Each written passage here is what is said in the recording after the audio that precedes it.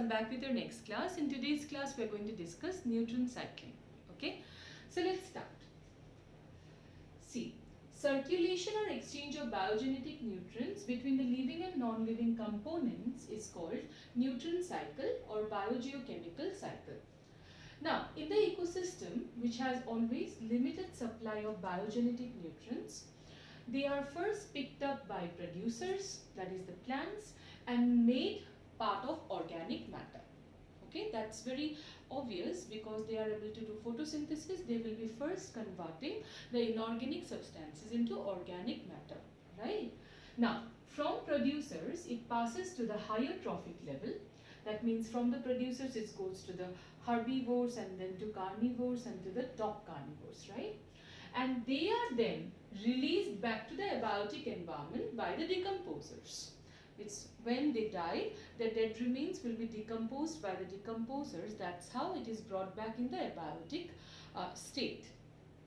Thus, the nutrients repeatedly move through living to non-living components of the ecosystem, and that is what would be referred as nutrient cycle.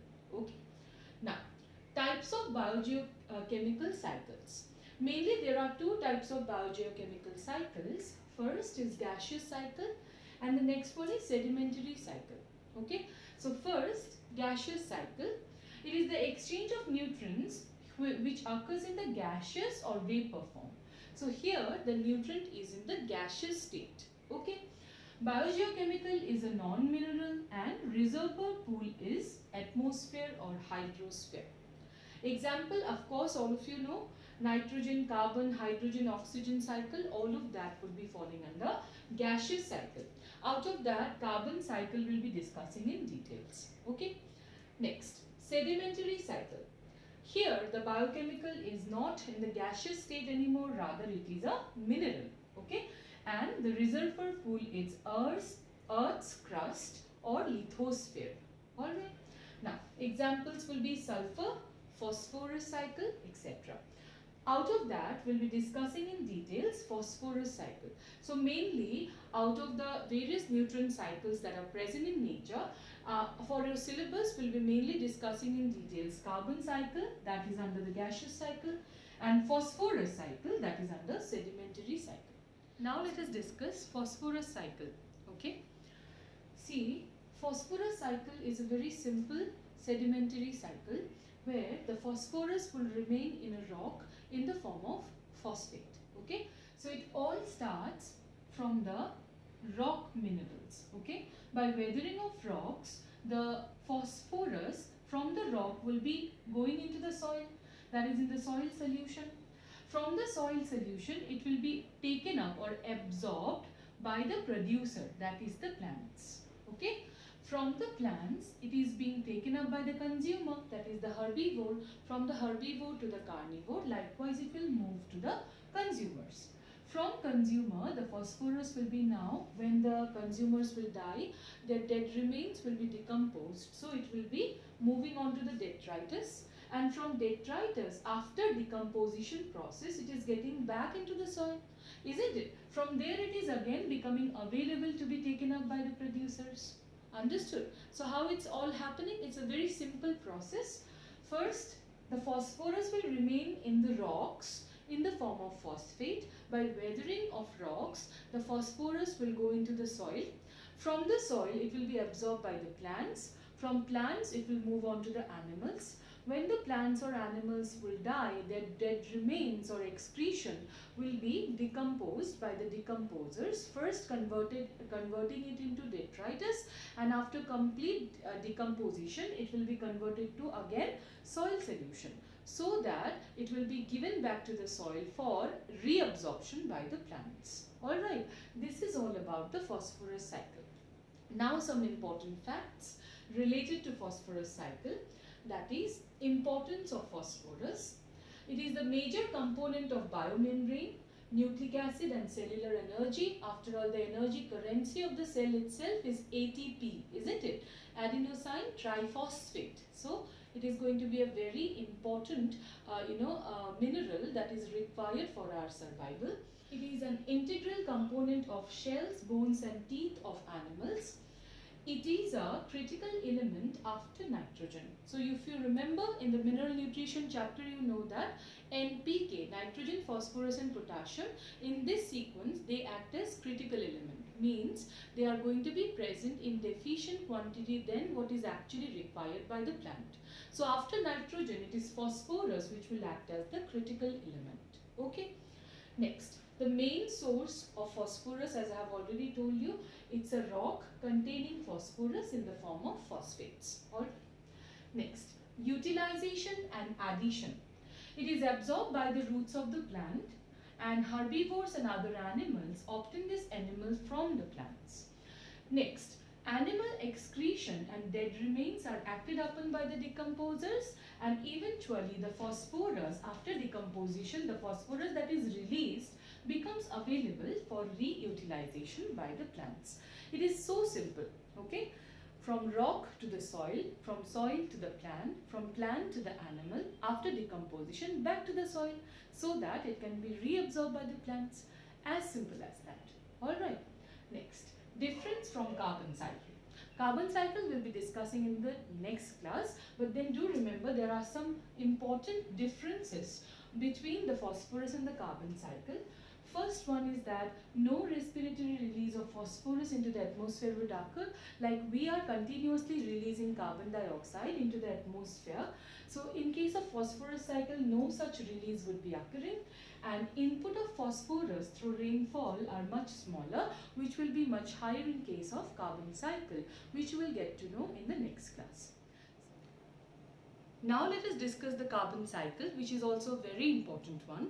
And carbon cycle is a process that you can yourself imagine because it's a very prevalent process occurring continuously throughout the ecosystem. The most simplest carbon cycle that you can imagine of is that the plants are taking up the carbon dioxide for photosynthesis from the atmosphere, and they are giving the carbon to the animals, while the animals are respiring and releasing the carbon dioxide back to the atmosphere.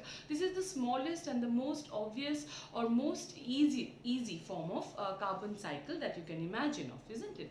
But then in a broader manner, if we want to study the carbon cycle, then you should look at this diagram. See, carbon cycle here that I have represented consists of two types of arrows. The red arrows shows how the atmospheric carbon dioxide is being taken up by different organisms, whereas the black arrows would mark that how the carbon dioxide which had been taken up is released back into the atmosphere. Okay, so let's see what happens here. See, the atmospheric carbon dioxide, alright, it is first of all taken up by the plants, the producers, during photosynthesis. Be it the plants in the terrestrial ecosystem or else the plants in the aquatic food chain, okay, in the aquatic ecosystem.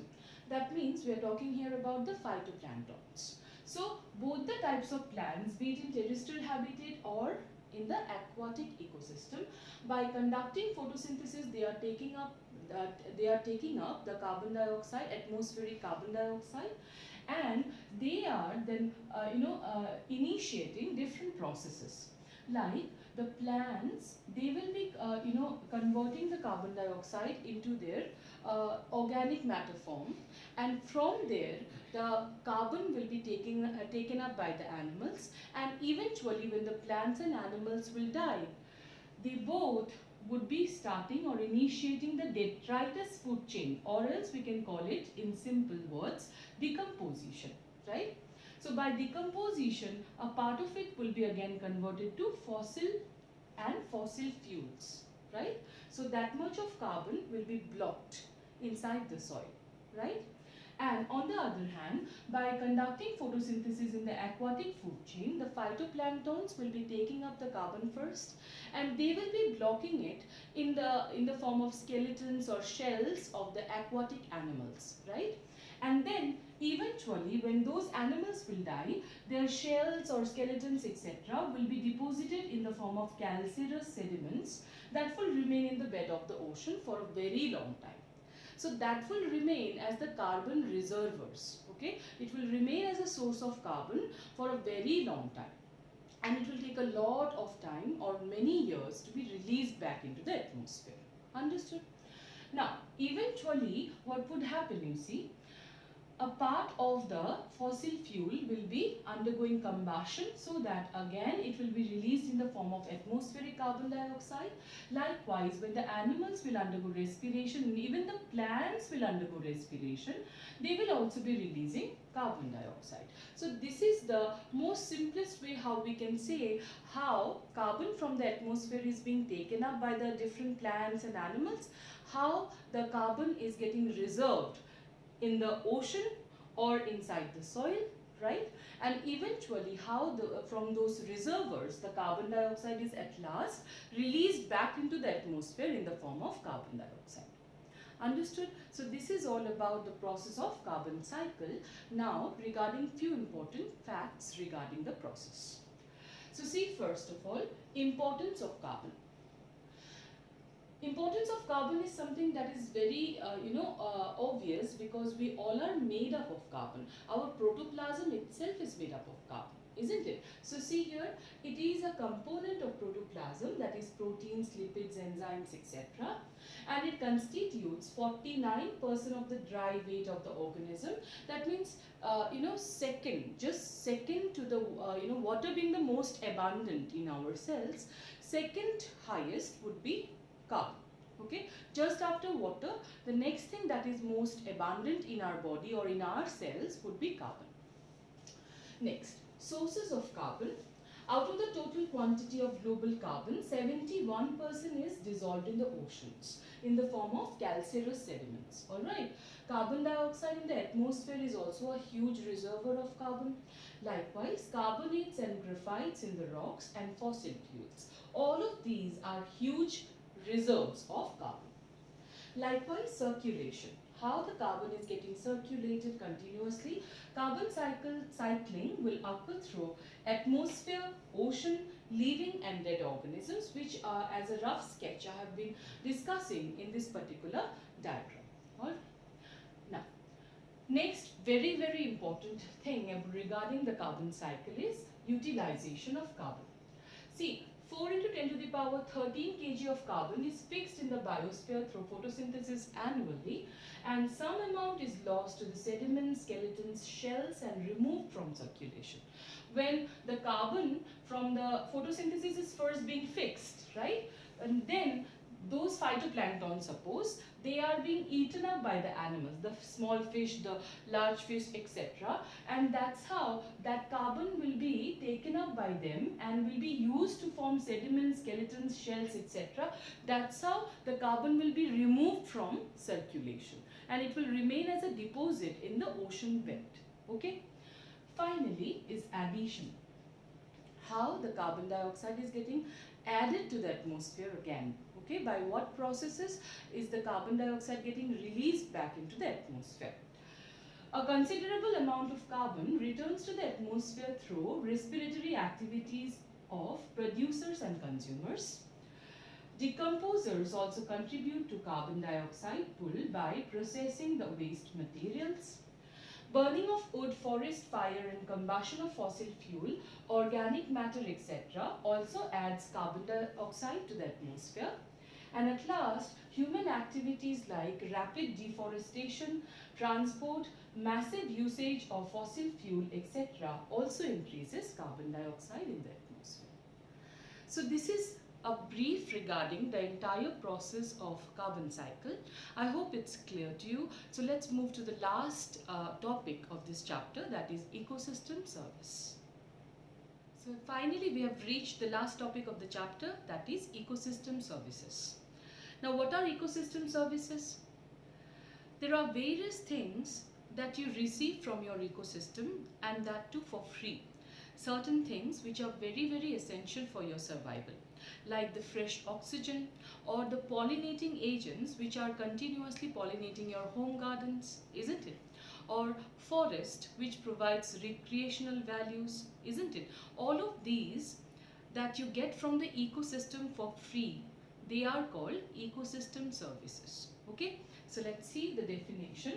The products of ecosystem services which have environmental, aesthetic and indirect economic value are named as ecosystem services.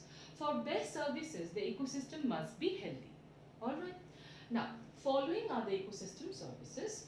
By this it will become much clear to you. Purification of air and water by forest ecosystem, mitigate droughts and floods, nutrient cycles, generating fertile soil, providing wildlife habitat, maintaining biodiversity, pollinating crops, provide storage site for carbon, or provide aesthetic, cultural and spiritual values. All of these are such important, facilities that we derive from our nature, from our ecosystem, isn't it? But then, because we take our nature for granted, that's why Robert Costanza and his colleagues, they have tried to put a price tag that if we had to avail such ecosystem services and if they would not have been provided to us for free, in that case how much of cost estimate would that cause us? Okay, like Robert Costanza and his colleagues have put an average price tag of US $33 trillion a year on this fundamental services, that is nearly twice the value of global GNP, that is around $18 trillion. The cost is distributed as such, that means which of the ecosystem service would cost how much of this total amount. For soil formation is the maximum, that is 50% around. Recreation would be around 10%. Nutrient cycling will be also around 10%. Climate regulation 6% and habitat for wildlife 6%. Alright. So with that we come to an end with the chapter ecosystem. In the next class we'll start with a new chapter, that is biodiversity.